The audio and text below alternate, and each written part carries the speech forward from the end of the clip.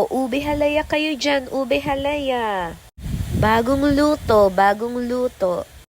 Hi guys, it's me again, Ands.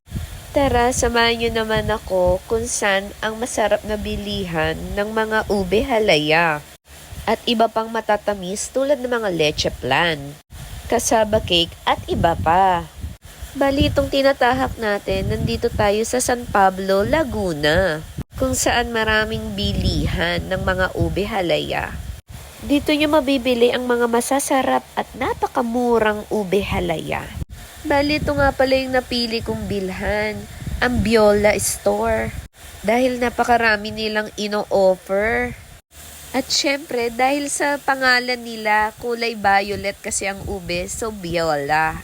Yun yung nakikita kong meaning.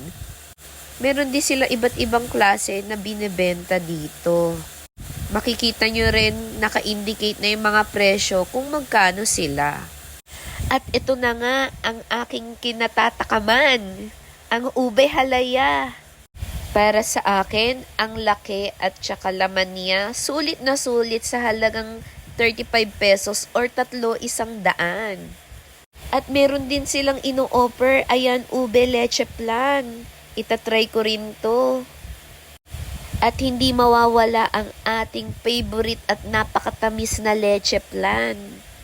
Ayan na nga, sa sobrang takam ko, kinain ko na siya. Napaka-fresh talaga. Hanggang sa muli!